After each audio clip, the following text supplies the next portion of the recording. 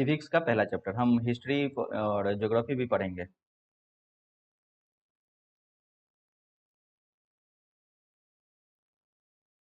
Civics में पहला chapter में सबसे पहला चैप्टर क्या है कि लोकतंत्र क्या और क्यों, ये आपका पहला चैप्टर का नाम है। और जैसा कि मैंने आपको बताया है कि पढ़ने का हमारा तरीका होगा कि हम पहले किताब को लाइन बाय लाइन अच्छे से पढ़ेंगे। अगर आपके पास किताब है तो आप साथ में किताब खोल लें, या फिर यहाँ पर आपको किताब स्क्रीन पे दिखाई देगी, उसको साथ साथ में आप देखेंगे और समझेंगे।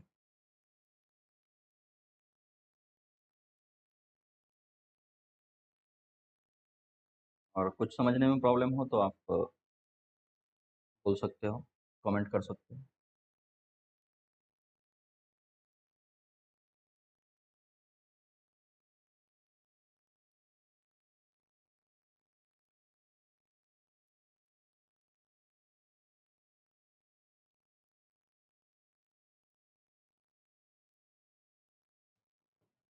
ठीक है, स्टार्ट कर।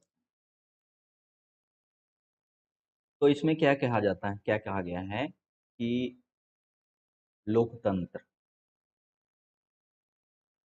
ठीक है? लोकतंत्र क्या है?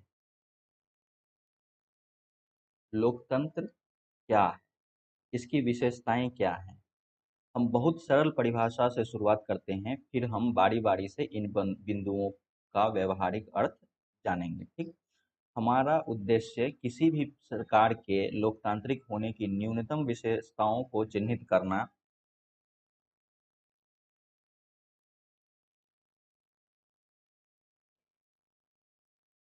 यह अध्याय पढ़ लेने के बाद हम लोकतांत्रिक और गैर लोकतांत्रिक शासन में अंतर कर सकेंगे।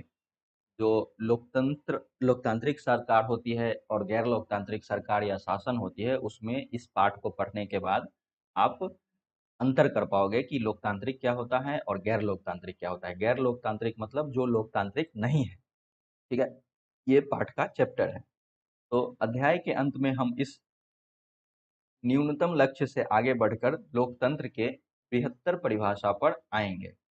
इस अध्याय के अंत तक आप समझ जाओगे कि लोकतंत्र क्या होता है, लोकतांत्रिक सरकार क्या होती है।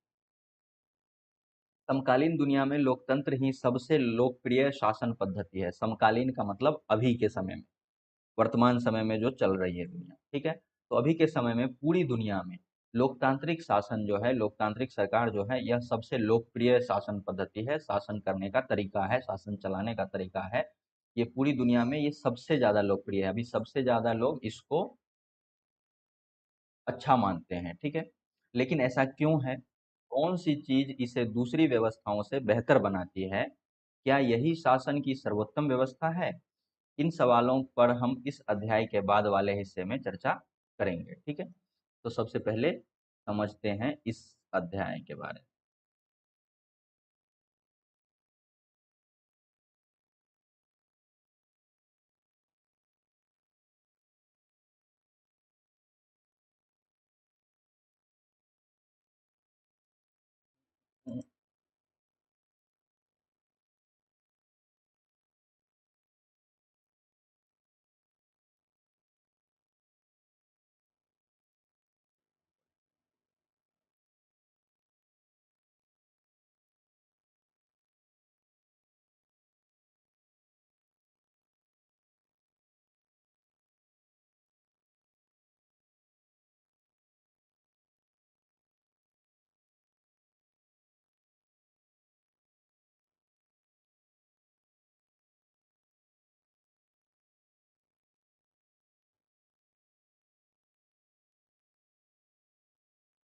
लोकतंत्र क्या है, सबसे पहले इसके बारे में समझो। और जैसे-जैसे हम लोग पढ़ते जाएँगे, आगे बढ़ते जाएँगे, आपको धीरे-धीरे चीज़ें समझ में आती जाएँगी। आप परेशान नहीं होना है कि क्या कैसे करेंगे और क्या करेंगे। मैं जैसे बता रहा हूँ, इसका शॉर्ट फॉर्म में भी मैं नोट्स बनाकर और उसको क्लास में एक्सप्लेन करूँगा, जब ये पाठ खत्म हो जाएगा तब। लेकिन एक बार थोरोली शुरू से अंत तक लाइन बाय लाइन पढ़ के समझना ज़रूरी है, जिससे कि आपको विषय की समझ होगी। ठीक है? तो सबसे पहले लोकतंत्र क्या है? आप सरकार के विभिन्न रूपों के बारे में पढ़ चुके होंगे। आपने अभी तक 8वीं क्लास में, 7वीं क्लास में, छठी क्लास से शुरू हो जाता है पढ़ना। तो 8वीं में 7वीं में आपने थोड़ा बहुत सरकार के अलग अलग रूप के बारे में पढ़ा होगा। अलग अलग रूप क्या होते हैं? अभी दुनिया में सबसे लोकप्रिय शासन पद्धति तो लोकतांत्रिक है, ठीक है, जिसमें जनता खुद अपना रिप्रेजेंटेटिव चुनती है अपनी, और उसके माध्यम से सरकार का गठन होता है और वही सरकार चलती है। भारत में भी अभी लोकतांत्रिक शासन पद्धति है, ठीक है।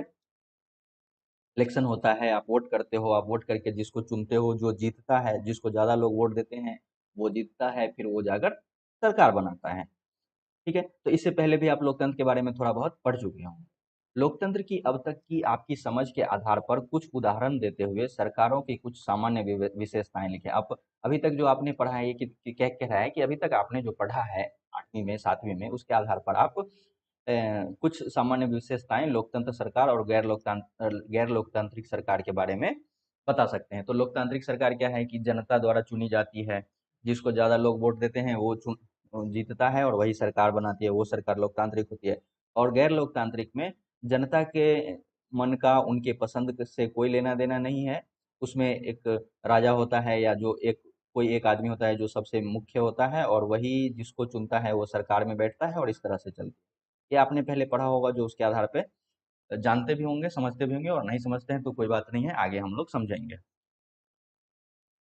अब देखिए, परिभाषा की ज़रूरत क्यों है? तो अब किसी भी चीज़ को पढ़ने से के लिए परिभाषा की ज़रूरत क्यों होती है? परिभाषा की ज़रूरत इसीलिए होती है कि ताकि उसकी समझ हमें अच्छे से समझ में आ जाए, हाँ, समझ डेवलप हो, ठीक है? आगे बढ़ने से पहले आइए, सबसे पहले एक मेधावी छात्रा मेरी की आपत्ति पर गौर किया जाए।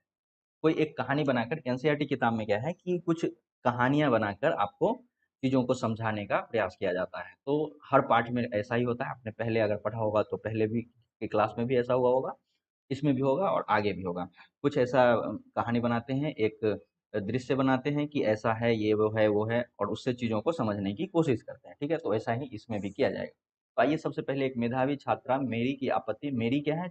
एक लड़की का नाम है, छात्रा का नाम है, की आपत्ति पर गौर किया जाए। उसकी आपत्ति क्या है भाई? वह लोकतंत्र को परिभाषित करने के इस तरीके को पसंद नहीं करती है और कुछ बुनियादी सवाल पूछना चाहती है। अब वो क्या सवाल पूछना चाह रही है? उसकी अध्यापिका मेटिल्डा लिंगदो, ये भी टीचर का नाम है, कोई विदेशी होगा, आपको अपने यहाँ तो ऐसा नाम होता नहीं है, चलिए ठीक है, किताब में लिखा हुआ है तो कोई उसकी टीचर है। मेटिल्डा लिंगदो ने उनके सवालों का जवाब देना शुरू किया तो कक्षा के अन्य छात्राएं भी इस चर्चा में भाग लेने लगी। ये किसी क्लास में कोई टीचर है जो पढ़ा रहा था, तो उसको लोकतंत्र की वो परिभाषा समझ में नहीं आई एक विद्यार्थी को, तो उसने कुछ सवाल पूछना शुरू किया और उसके टीचर ने उसको जवाब देना शुरू किया। अब देखिए, वो सवाल जवाब पढ़ते हैं, उससे हमें चीजें सीखने को मिली। क्या सवाल था? तो लड़की छात्रा पूछती है, मैडम मुझे यह तरीका ठीक नहीं लगता। पहले लोकतांत्रिक व्यवस्थाओं के बारे में चर्चा किया और अब आकर हम लोकतंत्र का मतलब जानने की कोशिश कर रहे हैं। मेरे कहने का मतलब है कि इस काम में ही मतलब है कि इस काम को ही हमें पहले करना था और पहले अध्याय वाली पढ़ाई अब। क्या ऐसा ठीक नहीं होता? ठीक है, कि पहले परिभाषा पहले सब समझ लेते, उसके बाद हम पढ़ाई करते हैं। तो आप पहले पढ़ाई किया पीछे की क्लास में कुछ कुछ, और अब आके आप परिभाषा समझा रहे हो, तो देखो टीचर क्या समझाती है उसको। तुम्हारी बातों में दम है, टीचर कह रहा है। जब छात्रा ने पूछा सवाल कि लोकतंत्र का मतलब समझाने की अभी कोशिश कर रहे हैं, परिभाषा अभी बता रहे हैं, और लोकतंत्र के बारे में पिछले क्लास में पढ़ा दिया था, ऐसा क्यों भाई? पहले परिभाषा पढ़ा देते, उसके बाद लोकतंत्र के बारे में पढ़ाते। ठीक है, ये सवाल पूछा उसने। तो टीचर क्या कह रही है कि तुम्हारी बातों में दम है, पर क्या हम अपने सामान्य जीवन में भी ऐसा ही नहीं करते हैं? अपने जीवन में भी क्या ऐसा नहीं करते हैं? क्या हम कलम, बरसात या प्रेम जैसे शब्दों का उपयोग करने से पहले इनकी परिभाषा स्पष्ट करना जरूरी मानते हैं? अब आपके सामान्य जीवन में भी बहुत सारी चीजें ऐसी होती है जिसकी परिभाषा हम नहीं जानते हैं, लेकिन वो चीज हम कर रहे हैं, ठीक है, उस चीज का उपयोग कर रहे हैं किसी वस्तु का, लेकिन उसके बारे में बहुत ज्यादा हम नहीं जानते हैं कि क्या है, नहीं है, ठीक है। तो वही है, जरा सोचो, क्या हमारे आसपास इन शब्दों के बहुत स्पष्ट और सर्वमान्य परिभाषाएं हैं? हमारे आसपास भी बहुत सारे, जो दैनिक जीवन में, रोजमर्रा के जीवन में बहुत सारे शब्द और बहुत सारी चीजें ऐसी आती होंगी जिसकी कोई स्पष्ट परिभाषा नहीं है, लेकिन हम उनका उपयोग कर रहे हैं। उन शब्दों का अर्थ जानने का भी ज्यादा सोचते नहीं है और डायरेक्ट उपयोग करने लगते हैं।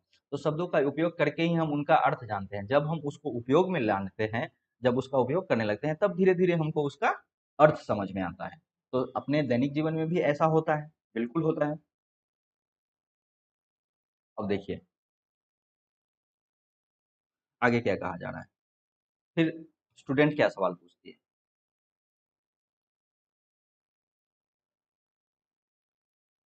स्टूडेंट सवाल पूछ रही है, फिर फिर परिभाषा की जरूरत ही क्यों है? जब हम लोगों ने शब्दों का उपयोग करके ही समझना है धीरे धीरे, तो फिर परिभाषा की क्या जरूरत है? तो फिर टीचर क्या कहता है, हमें परिभाषा की जरूरत तभी पड़ती है जब हमें किसी शब्द का उपयोग करने में परेशानी होती है।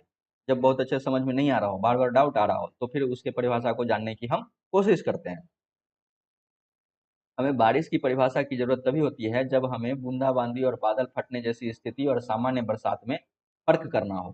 बारिश तो बचपन से हो रही है, आपको नहीं मालूम है कि कैसे होती है, क्यों होती है बारिश, लेकिन जानते हैं कि बारिश होती है। लेकिन अगर आपको ये समझना हो कि बादल फटना क्या होता है, सामान्य बरसात क्या है, बूंदाबांदी वाली बरसात क्या है, इन सब में अगर कैसे होता है, तो इन सब में अगर फर्क करना हो तो आपको पहले समझना पड़ेगा कि बारिश कैसे होता है। तो उस समय पर आकर आपको ये बात समझना पड़ता है, परिभाषा ढूंढनी पड़ती है, उसके पीछे का कारण ढूंढना पड़ता है। तो वही है कि लोकतंत्र पर भी यही बात लागू होती है कि अब हमें लोकतांत्रिक सरकारों के अलग अलग रूप के बारे में फर्क करना है, समझ अच्छे से समझना है, तो उसकी परिभाषा भी हमें अब समझनी होगी। ठीक है? तो हमें इसके लिए भी स्पष्ट परिभाषा की ज़रूरत है, क्योंकि लोग इस शब्द का प्रयोग अलग-अलग अर्थों के लिए करते हैं। बहुत अलग-अलग तरह की सरकारें भी खुद को लोकतांत्रिक कहती हैं। बहुत सारी सरकारें हैं दुनिया में।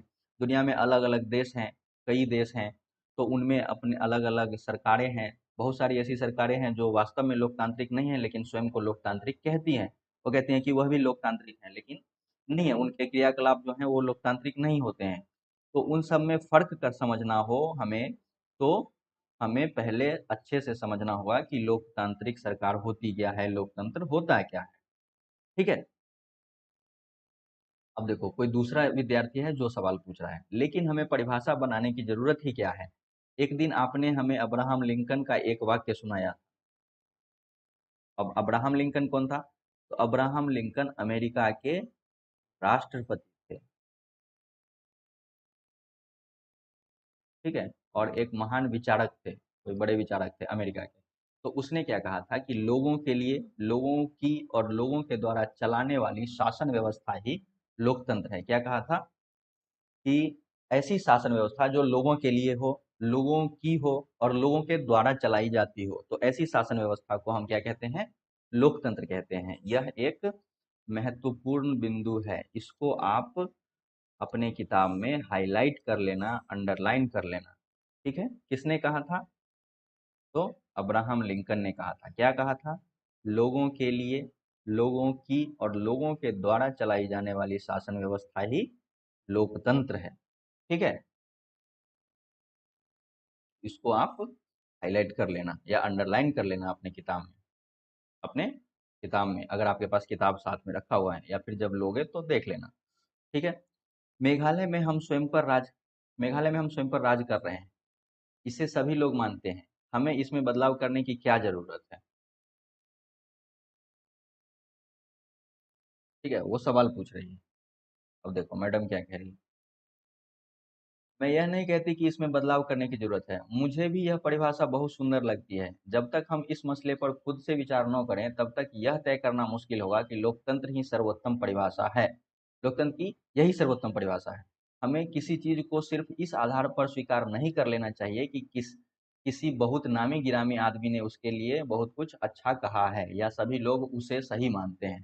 देखो इसमें टीचर क्या समझा रहा है कि जब उसने छात्रा ने पूछा कि हमें अब अलग से परिभाषा करने की क्या ज़रूरत है, जबकि अब्राहम लिंकन एक महान विचारक थे, उसने कह दिया है कि लोगों के लिए, लोगों की और लोगों द्वारा चलाई जाने वाली शासन व्यवस्था ही लोकतंत्र है। तो फिर अब तो ये तो परिभाषा हो गया, तो अभी और बात करने की क्या ज़रूरत है? और इसी बात को सब लोग मानते भी हैं, तो फिर अलग से बात करने की क्या ज़रूरत है? तो टीचर कह रहा है कि हम ये नहीं कह रहे हैं कि इसमें बदलाव करने की ज़रूरत है। मुझे भी यह परिभाषा अच्छी लगती है कि जो लोगों के द्वारा चुनी गई हो, लोगों के लिए काम करती हो, लोगों द्वारा ही चलाई जा रही हो। तो ऐसी शासन व्यवस्था से बढ़िया कोई नहीं है, ऐसा टीचर भी मानता है और यही सही भी है। तो जब तक लेकिन हम इस मसले पर खुद से विचार, किसी भी मसले पर, देखिए आपके दैनिक जीवन में भी बहुत सारी चीज़ें आती होंगी, तो उसमें क्या है कि आप जब तक खुद से उस पर विचार करके, सोच विचार करके समझ ना लो अच्छे से, तब तक किसी भी चीज़ को सिर्फ इसीलिए ठीक मान लेना कि कोई बड़ा आदमी बोल रहा है तो ठीक ही बोल रहा होगा, ऐसा ठीक नहीं है। हमें उस पर अच्छे से सोच विचार करना चाहिए। कोई बड़ा आदमी ने कहा या ज़्यादा लोग इसी बात को मान रहे हैं तो वो सही ही होगा, ऐसा ज़रूरी नहीं है। ऐसा भी होता है कि बहुत समय तक ज़्यादातर लोग इसी एक चीज़ को मानते होते हैं जो कि गलत होता है। जैसे आपने मैं उदाहरण के लिए आपको बता रहा हूँ, जैसे आपने पढ़ा होगा कि पहले एक सती प्रथा नाम से एक प्रथा थी, ठीक है? सती प्रथा, वो क्या था कि बहुत पहले की बात है कि एक प्रथा थी सती प्रथा जिसमें किसी भी महिला के पति का देहांत हो जाने के बाद उस महिला को भी पति के साथ चिता पर रखकर जला दिया जाता था। और इसको समाज में ज़्यादातर लोग लगभग सभी लोग ठीक मानते थे, इसे एक प्रथा के रूप में मानते थे, ठीक है? प्रचलन के रूप में मानते थे, रिवाज के रूप में मानते थे। लेकिन बताओ क्या ये सही था? नहीं सही था। लेकिन उस समय ज़्यादातर लोग इसको मानते थे। तो कोई भी चीज़ इसीलिए ठीक नहीं हो जाती है कि ज़्यादातर लोग इसको मान रहे हैं या बड़े-बड़े लोग एक किसी बात को सही बोल रहे हैं इसलिए वो ठीक है, ऐसा ज़रूरी नहीं है। हमें खुद से उस पर सोच विचार करके समझना चाहिए कि ये सही है या गलत है, मानने योग्य है या नहीं मानने वाली बात है। ठीक है? तो ये बात टीचर विद्यार्थी को समझा रही है और ये आपके समझने के लिए भी है। अब देखिए, अगला प्रश्न।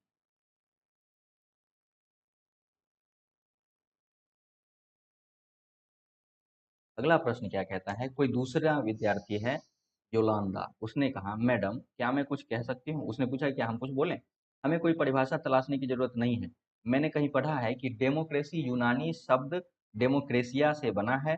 यूनानी में डेमोस का अर्थ होता है लोग और क्रेसिया का अर्थ होता है शासन। तो इस प्रकार से डेमोक्रेसी अर्थात लोकतंत्र का अर्थ है लोगों का ही शासन और यही सही अर्थ है। फिर परिभाषा की क्या जरूरत है? अब देखो, इससे अपने काम की क्या बात निकल कर आई? दो तीन चीज इस टीचर और विद्यार्थी के सवाल जवाब से हमें किताब में समझाने की कोशिश की जा रही है, जानकारी देने की कोशिश की जा रही है। अब देखो यहाँ से आपको क्या समझ में आ रही है कि एक विद्यार्थी बोल रहा है कि परिभाषा तलाशने की क्या जरूरत है, मैंने कहीं पढ़ा है। अब उसने पढ़ा है और ये सही बात है कि डेमोक्रेसी, देखो लोकतंत्र को अंग्रेजी में कहते हैं डेमोक्रेसी, ठीक है? क्या कहते हैं? ये आपके जानने के लिए है। लोकतंत्र को अंग्रेजी में कहते हैं डेमोक्रेसी, ठीक है? तो वही ये छात्रा बोल रही है कि कर पढ़ा है कि डेमोक्रेसी यूनानी शब्द है। अब यूनानी एक भाषा है, ठीक? डेमोक्रेसी यूनानी शब्द डेमोक्रेसिया से बना है। डेमोक्रेसी अंग्रेजी का शब्द है और यूनानी शब्द है डेमोक्रेसिया, इससे बना है। यूनानी में डेमोस का अर्थ होता है लोग, डेमोस मतलब होता है लोग, और क्रेसिया का अर्थ होता है शासन। और इसी डेमोस और क्रेसिया शब्द से मिलकर बना है डेमोक्रेसिया, मतलब लोगों का शासन। डेमोस मतलब लोग, क्रेसिया मतलब शासन। तो डेमोक्रेसिया मतलब लोगों का शासन और उसी से अंग्रेजी में आया डेमोक्रेसी। तो इस प्रकार डेमोक्रेसी अर्थात लोकतंत्र का अर्थ है, डेमोक्रेसी अर्थात लोकतंत्र का अर्थ है लोगों का ही शासन और यही सही अर्थ है। फिर परिभाषा की क्या जरूरत है? अब टीचर बोल, तो ये जिसको मैंने हाईलाइट किया है हरे रंग से उसको आपको भी हाईलाइट करना है या अपने नोट्स में लिख लेना है। जो पहला चैप्टर का आप नोट्स लिख रहे होगे उसमें ये हाईलाइटेड चीज़ों को लिखना है और उसको याद करना है। दो तीन बार पढ़ोगे तो याद हो जाएगा और दो तीन बार तो मैं भी बोल देता हूँ साथ में, तो आधी चीज़ें आपको हमारे साथ में याद होने लगेंगी जब आप हमारी कही हुई बातों को ध्यान से सुनेंगे। शुरू शुरू में ऐसा होगा कि आपको अच्छा नहीं लगेगा, बोरिंग लगेगा, अरे ये कितना बोल रहे हैं यार, नहीं समझ में आ रहा है। लेकिन ऐसा नहीं है, आप ध्यान से सुनते रहोगे तो आपको धीरे धीरे अच्छा भी लगेगा, मजा आएगा और याद होगा। सबसे बड़ी बात है, आपको बार बार रटना नहीं पड़ेगा बाहर से। जब आप चीजें समझ जाते हो ना तो रटने की जरूरत नहीं होती। ठीक है? तो डेमोक्रेसी का मतलब हमने क्या समझा? डेमोक्रेसी क्या है? अंग्रेजी का शब्द है। तो यूनानी शब्द डेमोक्रेसिया से बना हुआ है। अब डेमोक्रेसिया दो शब्दों से जुड़कर बना है, क्या क्या? डेमोस और क्रेशिया। डेमोस का मतलब होता है लोग और क्रेशिया का मतलब होता है शासन। तो डेमोस और क्रेशिया लोग और शासन मिलकर बना डेमोक्रेसिया, मतलब लोगों का शासन। ठीक? अब देखिए, ये सब मैं आपको बाद में फिर से शॉर्ट नोट्स बनाकर बताऊंगा, लेकिन किताब को पढ़कर समझा कैसे जाता है क्योंकि वो मैं आपको पहले दिखा रहा हूँ और उसके बाद फिर अच्छे से पढ़ेंगे आप, बहुत अच्छे से तैयारी हो जाएगी, चिंता मत। फिर शॉर्ट शॉर्ट में पढ़ेंगे, इसको प्रेजेंटेशन बनाकर पढ़ेंगे, क्वेश्चन आंसर करेंगे। इतनी अच्छी तैयारी हो जाएगी कि फिर आपको एग्जाम के टाइम में ऐसे घूमते रहोगे जेब में हाथ डाल। ठीक है? मैं तो फिर उसके बाद क्या बोलती है इस सवाल पर विचार करने का यह भी बहुत उपयोगी तरीका है, पर मैं इतना कहूंगी कि सिर्फ शब्द की उत्पत्ति से उसकी परिभाषा निकालने का तरीका हरदम उपयोग नहीं रहता। शब्द से बातें क्लियर तो होती हैं, लेकिन हमेशा ये जरूरी नहीं है कि शब्द की उत्पत्ति से परिभाषा बन जाए, ठीक है? तो शब्द का अर्थ हमेशा अपने मूल से जुड़ा या बंधा नहीं रहता। समय और प्रयोग के साथ-साथ उसका अर्थ भी बदलता रहता है। किसी भी शब्द का प्रयोग समय के साथ-साथ बदलता रहता है, थोड़ा बहुत माने बदल जाता है। जैसे कि कंप्यूटर शब्द को लो, कंप्यूटर का मतलब होता है कंप्यूटर शब्द से समझो, कंप्यूटर में किससे बना है? तो कंप्यूटिंग, कंप्यूटिंग का मतलब होता है गणना, जोड़-घटाव करना, गिनना, ठीक है? अब मुश्किल गणनाओं को सरलता करने के लिए बने यंत्र को कंप्यूटर कहा जाता है। जैसे बहुत कठिन गणना है, जोड़-घटाव, गुणा-भाग बहुत सारा है, उसको सरल तरीके से करने के लिए उसको जो यंत्र यूज़ होता है उसको कंप्यूटर कहते हैं। लेकिन दरअसल ये एक बहुत शक्तिशाली, ये जोड़-घटाव, गुणा-भाग तो कैलकुलेटर से भी हो जाता है, तो कंप्यूटर भी एक बहुत शक्तिशाली कैलकुलेटर थे, जिसमें ऐसे-ऐसे गणनाएँ जो कैलकुलेटर से भी नहीं संभव थी, उसको कंप्यूटर से किया जाता था, एक समय में, शुरुआती समय में, ठीक है? लेकिन अब कंप्यूटर का देखो उपयोग, क्या सिर्फ गणना करने के लिए कंप्यूटर का उपयोग होता है? अभी देखो मैं आपको पढ़ाने के लिए कंप्यूटर का उपयोग कर रहा हूँ। आप पढ़ने के लिए मोबाइल फ़ोन का उपयोग कर रहे हो, वो भी एक छोटा-सा छोटे रूप में एक कंप्यूटर की तरह ही है, ठीक है? तो समय के साथ-साथ चीज़ों का अर्थ बदलता जाता है, उपयोग बदलता जाता है, ठीक है? स्टार्टिंग में कंप्यूटर क्या था? कंप्यूटिंग करने वाला, गणना करने वाला यंत्र, जो कि गणना करने वाला छोटा यंत्र कैलकुलेटर होता है, और उससे बहुत शक्तिशाली था कंप्यूटर, जो बहुत कठिन गणनाएं भी आसानी से कर लेता था। लेकिन समय के साथ देखो कंप्यूटर में बदलाव आता गया, नाम तो कंप्यूटर ही है आज भी, लेकिन मतलब धीरे धीरे बड़े होते गए, चेंज होते गए, बदलते गए। तो इस तरह से अभी कंप्यूटर का उपयोग देखो पढ़ने लिखने, बहुत सारी डिजाइन बनाने, संगीत बनाने, फिल्म देखने, फिल्म बनाने, इन सब में भी उपयोग होता है। सिर्फ गणना करने तक यह सीमित सीमित नहीं है। तो हर बार शब्द का अर्थ ही उसकी परिभाषा होगी ऐसा जरूरी नहीं है। उससे बड़े स्तर पर भी उन शब्दों की परिभाषा बन जाती है, समय के साथ वो बदलता जाता है।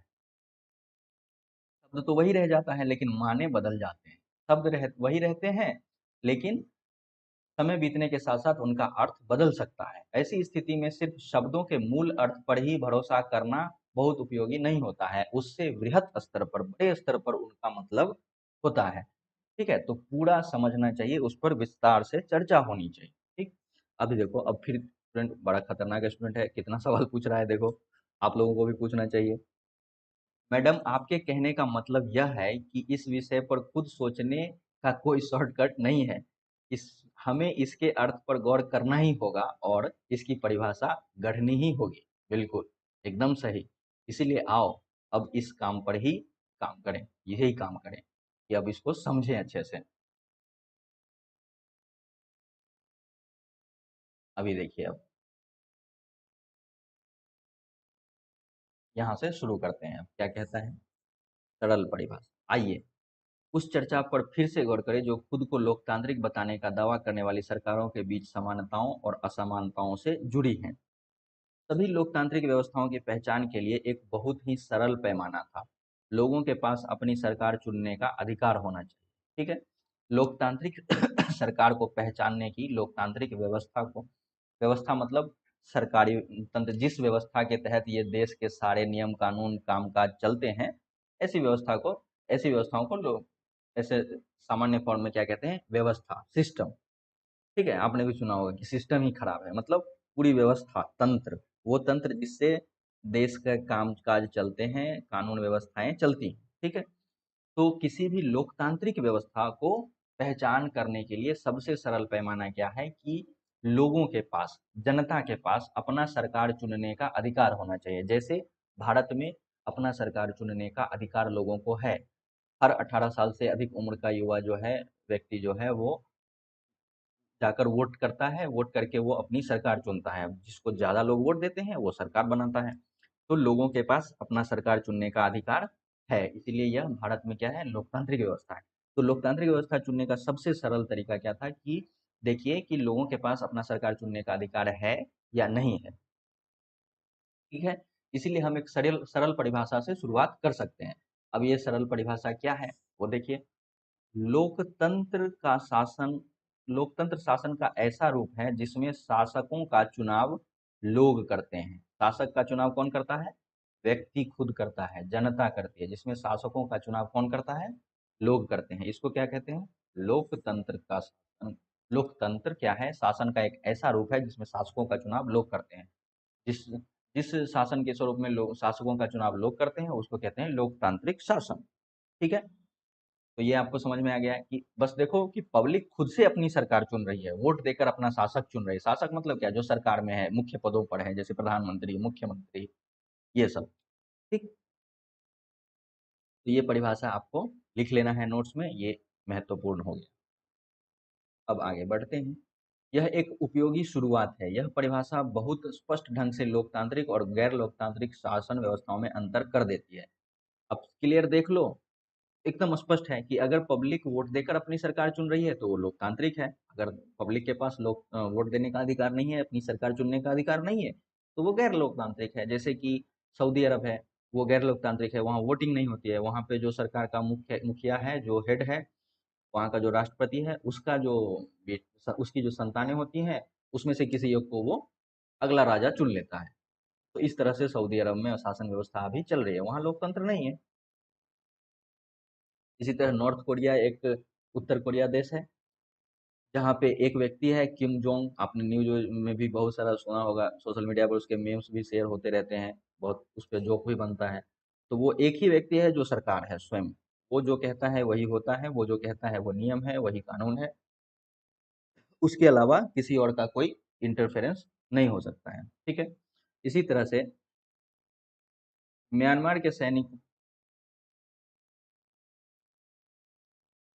इसी तरह से क्या है, म्यांमार एक देश है जिसका पुराना नाम था बर्मा। ठीक। म्यांमार एक देश है। म्यांमार के सैनिक शासकों का चुनाव लोगों ने नहीं किया है। म्यांमार में अभी क्या है, वर्तमान में म्यांमार में वर्तमान में सैनिक शासन है। पहले यहाँ पे सरकार थी, ठीक है, जो लोग चुनते थे, लेकिन अभी क्या है, सैनिक शासन है। सैनिकों ने, वहाँ का जो सेना के जो बड़े अधिकारी थे, उन लोगों ने क्या किया कि वहाँ की सरकार को हटा दिया, राष्ट्रपति को उठाकर जेल में डाल दिया और पूरी शासन व्यवस्था को अपने हाथों में ले लिया है बड़े बड़े अधिकारियों ने, और सेना का शासन हो गया वहाँ। तो म्यांमार में क्या है, सैनिक शासक हैं जिनका चुनाव लोगों ने नहीं किया। लोगों ने सेना के अधिकारियों को नहीं कहा था कि आप ऐसा करो, या लोगों ने वोट देकर सेना के अधिकारियों को नहीं चुना था, बल्कि सेना के अधिकारियों ने जबरदस्ती ऐसा किया। तो वहाँ पे सैनिक शासन है जो कि लोगों ने नहीं चुना है। तो जिन लोगों का सेना पर नियंत्रण था वे देश के शासक बन गए। पहले क्या था कि लोग सरकार चुनते थे और सरकार के अंदर में सेनाएं होती थी, सरकार के नियंत्रण में सेनाएं होती थी। तो घुमा फिरा कर क्या था कि लोगों के नियंत्रण में सेनाएं थी, लेकिन अब सेना क्या हो गई है, शासक बन गई है। तो शासक के फैसलों में लोगों की कोई भागीदारी नहीं है वहां पर। ठीक है? ये हो गई म्यांमार की अभी वर्तमान की घटना है, ऐसा अभी चल रहा है, कुछ दिनों पहले ही ऐसा हुआ। अब देखो, पिनोशे, चिले जैसे तानाशाहों का चुनाव लोग नहीं करते हैं। यही बात राजशाहियों पर भी लागू होती है। जैसे अभी मैंने सऊदी अरब के बारे में बोला था, ये देखो आपकी किताब में भी लिखा हुआ है, सऊदी अरब के शाह लोगों का द्वारा शासक नहीं नहीं चुने गए। सऊदी अरब के शाह लोगों द्वारा शासक नहीं चुने गए। सऊदी अरब में जो राजा होता है उसको शाह कहते हैं, शाह। ठीक है, वो राजा है, उसी वही स्वयं को प्रधानमंत्री, राष्ट्रपति सब समझता है, वही होता है सब कुछ।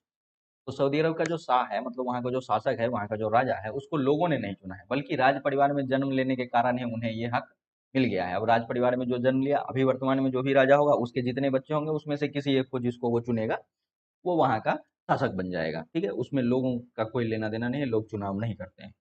ठीक है? राज परिवार में जो ले उसमें से कोई एक हो जाएगा। तो सऊदी अरब का भी यही हाल है, आपने म्यांमार का भी देख लिया। तो वो सब क्या है, क्या वो लोकतांत्रिक हैं? अब अभी तक आपने जो लोकतंत्र की परिभाषा समझी, उसके आधार पर बताओ कि क्या सऊदी अरब में या म्यांमार में जो सरकार है, जो शासन है, वो लोकतांत्रिक है?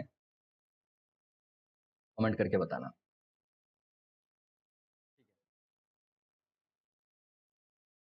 आगे बढ़ते हैं।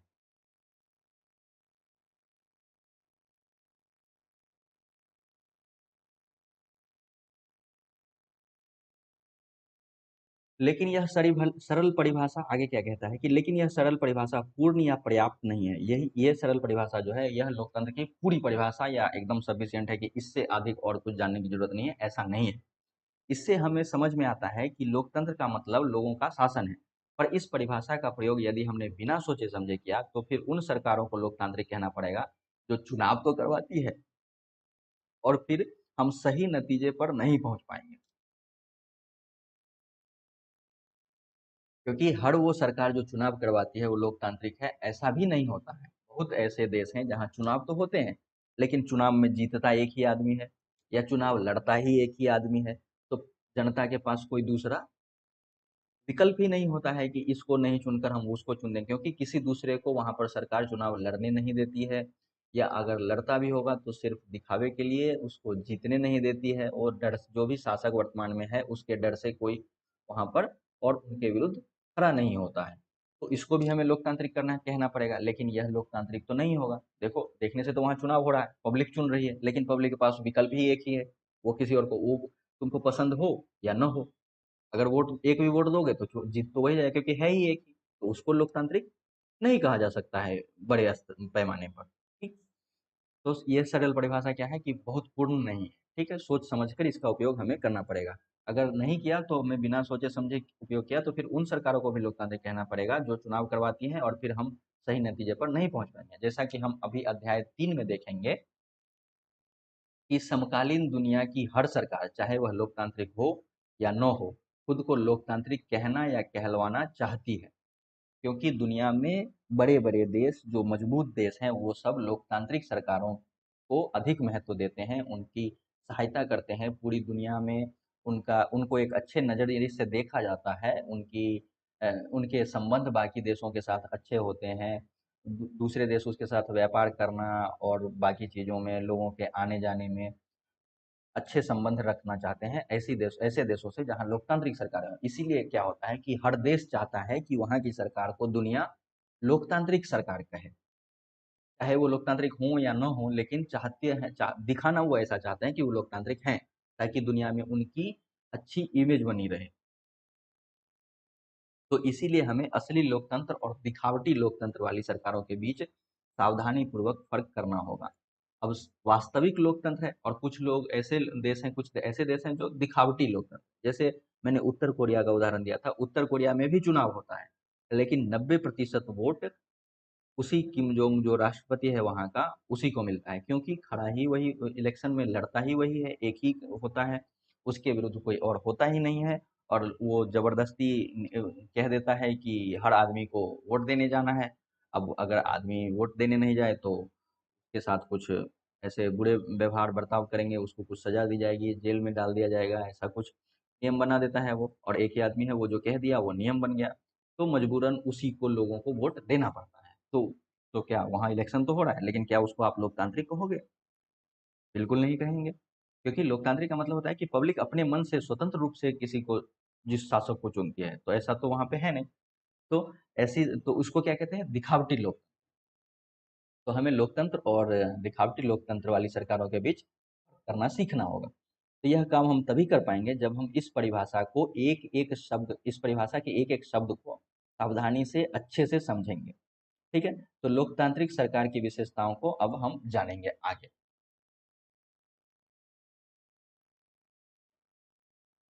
अब देखिए यहाँ कहाँ पहुंचे और क्या समझे। अब अभी तक में हमने क्या क्या समझ लिया है उसके बारे में। अच्छा, आप लोग पढ़ रहे हो, आपको समझ में आ रहा है कि नहीं आ रहा है, एक बार कमेंट करके बता दो। ठीक है, मैं 10-15 सेकंड का टाइम देता हूँ, आप कुछ तो कमेंट करके बताओ कि आप लोग पढ़ रहे हो, आपको समझ में आ रहा है क्या है, या फिर मैं बहुत धीरे धीरे पढ़ा रहा हूँ, इसको तेज करने की ज़रूरत है, या फिर कुछ और बदलाव लाने की ज़रूरत है, तो आप कमेंट करो।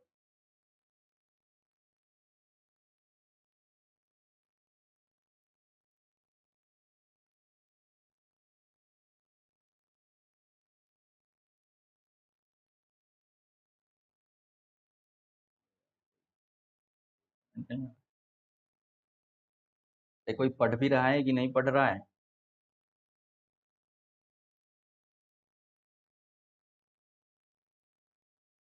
अच्छा अच्छा, आया। ठीक है, आगे बढ़ते हैं। दिव्यांग स्कूल से घर गई और उसने लोकतंत्र के बारे में कुछ अन्य प्रसिद्ध व्यक्तियों के कथनों को जमा किया। इस बार उन व्यक्तियों के कहने या लिखने वाले के नाम का उपयोग नहीं किया गया है। वह चाहती है कि आप इन्हें पढ़ें और बताएं कि ये उक्तियाँ कितनी अच्छी और उपयोगी हैं। अब देखो, लोकतंत्र के बारे में कुछ महान विचारकों ने, बड़े बड़े विचारकों ने क्या क्या कहे हैं, उसका एक यहाँ पर संग्रह दिया गया है कि लोकतंत्र के बारे में, उनकी विशेषताओं के बारे में बड़े-बड़े विचारकों के क्या विचार हैं। तो पहला देखो, लोकतंत्र हर व्यक्ति को अपना शोषक आप बन जाने का अधिकार देता है। हर व्यक्ति को खुद का शोषक बनने का अधिकार देता है या खुद का शासन चलाने का अधिकार देता है, शासन चलाने। लेकिन देखो, कोई भी चीज़ जब होती है तो उसकी अच्छाई और बुराई दोनों के बारे में चर्चा होती है। उसके कुछ अच्छे पहलू भी होते हैं, कुछ बुरे पहलू भी, बुरे मतलब कि उनकी कुछ सीमाएँ भी होती हैं, उनकी कुछ कमियाँ भी होती हैं। तो वो सारी चीज़ों का हम क्या करते हैं कि विवेचना, जब हम उसके बारे में पढ़ते हैं तो सारी चीज़ों की विवेचना करते हैं और समझने की कोशिश करते हैं। तो किसी ने कहा है कि लोकतंत्र हर व्यक्ति को अपना शोषक अपने आप बन जाने का अधिकार देता है। किसी और विचारक कहते हैं कि लोकतंत्र का मतलब है कि अपने तानाशाहों का चुनाव करना और उनके मुँह से अपनी इच्छा की बातें सुनने के बाद। व्यक्ति की न्यायप्रियता लोकतंत्र को संभव बनाती है, लेकिन अन्याय के प्रति व्यक्ति का रुझान लोकतंत्र को ज़रूरी बनाता है। ये किसी और विचारक ने कहा होगा। किसी विचारक ने लोकतंत्र के बारे में कहा है, लोकतंत्र शासन का ऐसा तरीका है, ये जस्ट आपको जानने के लिए बताया गया है, इसीलिए इसको अलग से दिया गया है। ऐसा तरीका है जो सुनिश्चित करता है कि हम जैसी सरकार के लायक हैं, वैसी सरकार ही हम पर शासन करे। क्योंकि हम खुद ही सरकार चुनते हैं, अब अपनी पसंद से जिसको चुना, तो दुनिया यही मानेगी कि आप इसी को पसंद करते हैं, मतलब आप उसी के लायक हैं। तो ये सब कुछ कमियों के बारे में भी लिखा गया है। लोकतंत्र की सारी बुराइयों को अधिक लोकतंत्र से दूर किया जा सकता है। ये किसी विचारक ने कहा होगा, ठीक है, कोई बात नहीं, वो जो भी कहा है, वो जस्ट आपके जानने के लिए है। ये बाद में आपको बड़े लेवल पे अच्छे से समझ में आएगा। जब आगे की क्लासेस में जाओगे, तब जब लोकतंत्र की और चर्चा करोगे, तब ये सारी चीज़ें आपको और अच्छे से समझ में आएगी। अभी हम लोग परिभाषा हमने देख लिया है और समझ लिया है कि दुनिया में कुछ सभी देश अपने आप को लोकतांत्रिक दिखाने की कोशिश करते हैं, उसमें से कुछ वास्तविक लोकतंत्र है, कुछ दिखावटी लोकतंत्र है, तो हमें अच्छे से समझना पड़ेगा, उनके बीच में अंतर करना सीखना पड़ेगा।